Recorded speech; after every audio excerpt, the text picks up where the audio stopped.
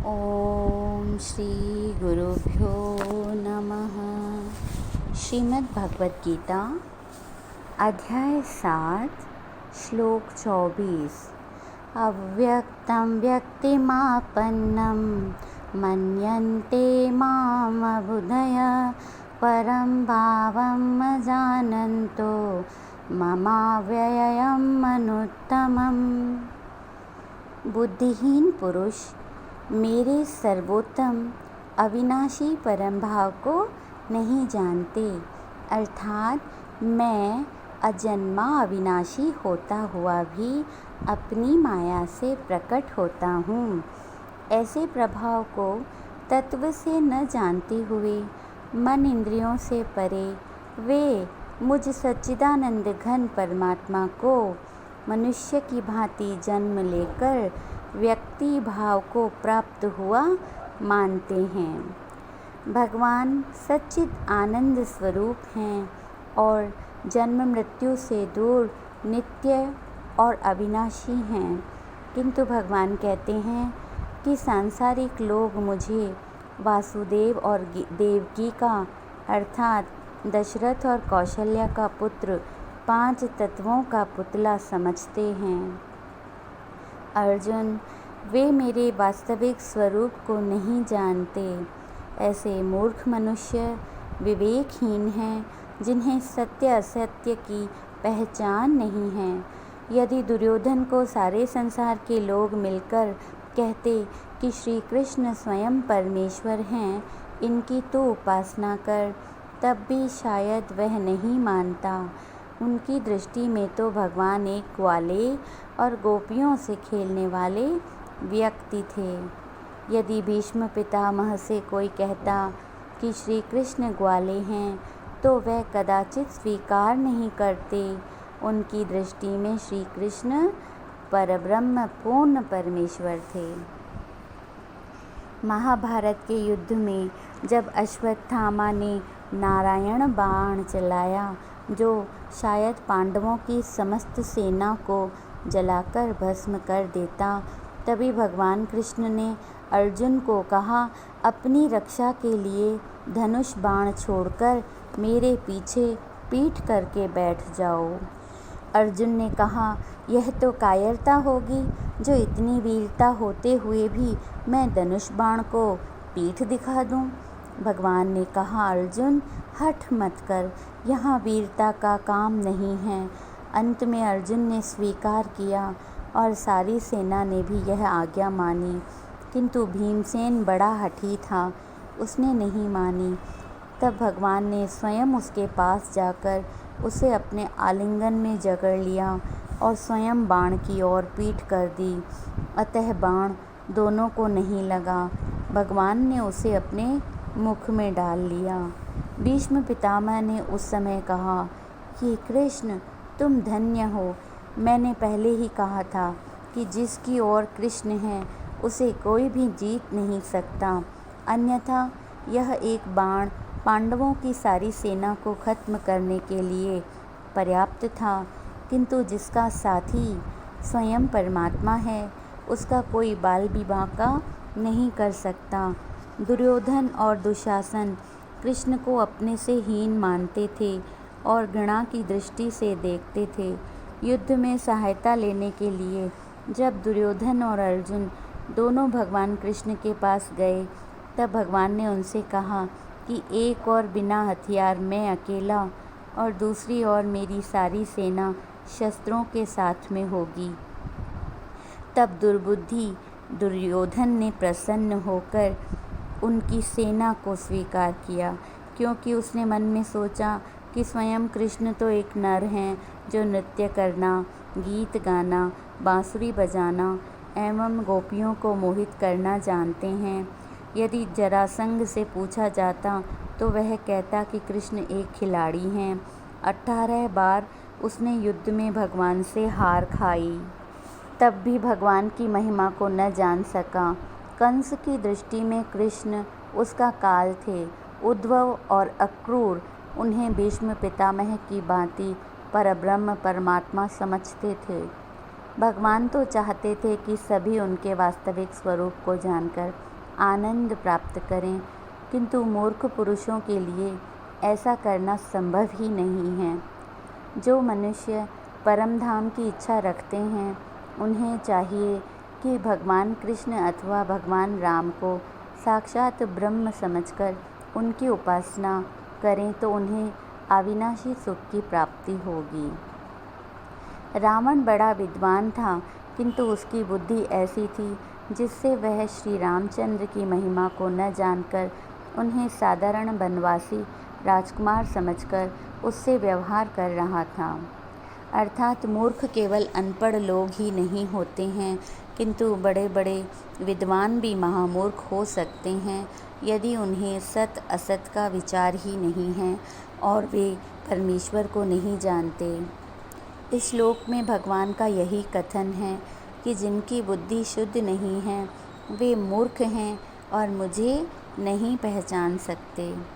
जहाँ सुमति वहाँ संपत्ति नाना, जहाँ कुमति तहाँ विपत्ति निदाना।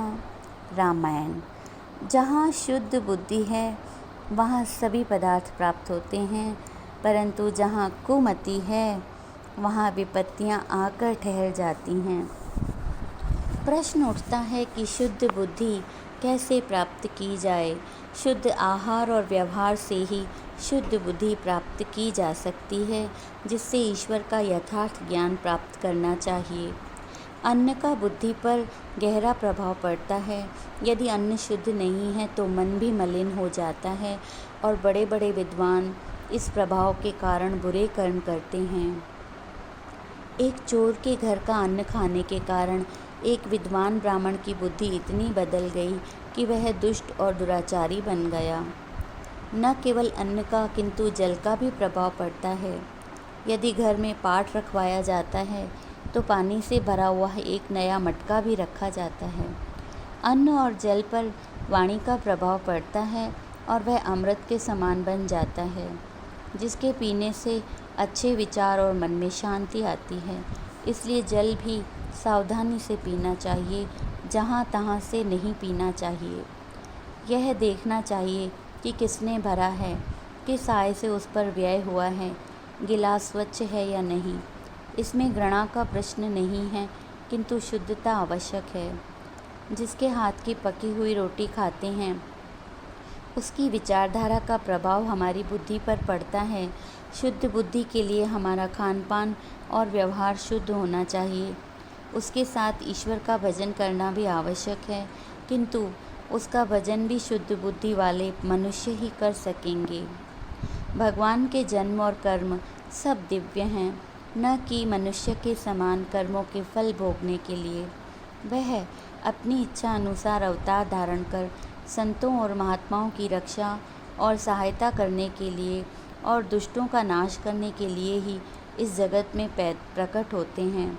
श्रीमद् भागवत के 10वें स्कंद में भगवान श्री कृष्ण की लीलाओं का कितना प्रभावशाली वर्णन किया गया है। जन्म के समय ही वे चतुर्भुज रूप में प्रकट हुए। उनके पास मुकुट, वैजयंती माला, शंख, गदा, चक्र, कमल के फूल आदि थे। श्री रामचंद्र भी उसी रूप में प्रकट हुए और फिर कौशल्या माता के कहने पर बालक रूप धारण कर सच्चे साधारण बच्चे जैसी लीलाएं की। बालक अवस्था में भगवान कृष्ण ने जो अलौकिक कर्म किए, बड़े बड़े राक्षसों को मारा, पूतना के स्तनों से दूध पीते हुए उसके प्राण भी पीकर उसे मार डाला, गोवर्धन पर्वत को अंगुली पर उठा लिया, ये सब कर्म कोई बालक तो क्या, एक वीर भी नहीं कर सकता।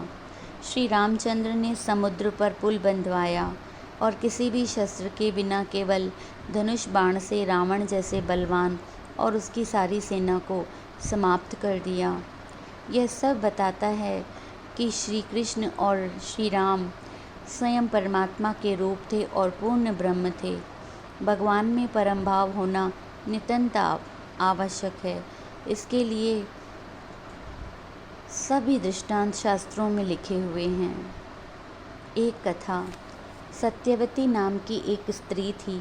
उसने बचपन में विवाह किया और तुरंत विधवा हो गई। धन पदार्थ बहुत था।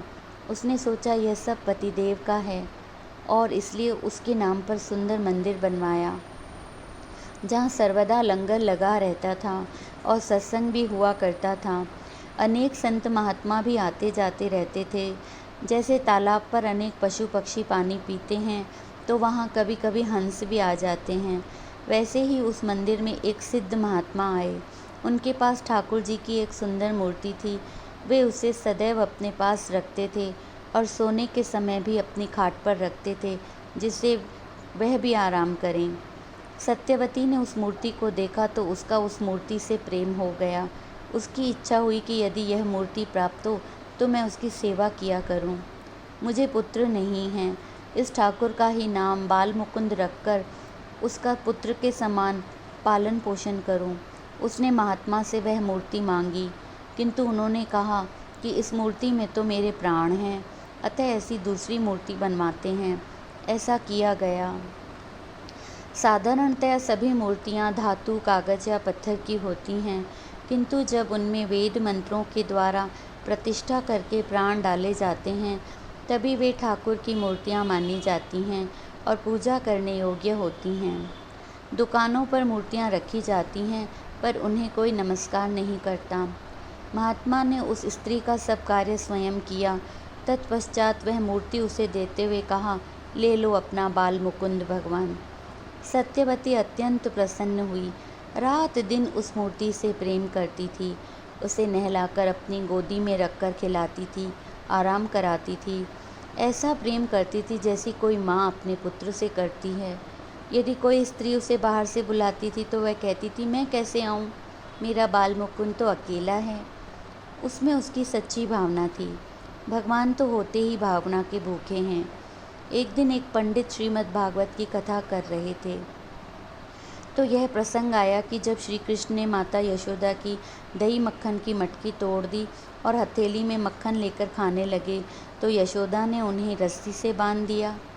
यह सुनते ही वह स्त्री जोर से चिल्लाने लगी, ए यशोदा, मेरे कोमल शरीर वाले बाल मुकुंद को तू रस्सी से बांधती है, ऐसा मत कर। मानो यह दृश्य आंखों से देख रही हो। कहते कहते उसके प्राण निकल गए। ऐसी भावना उसके हृदय में थी।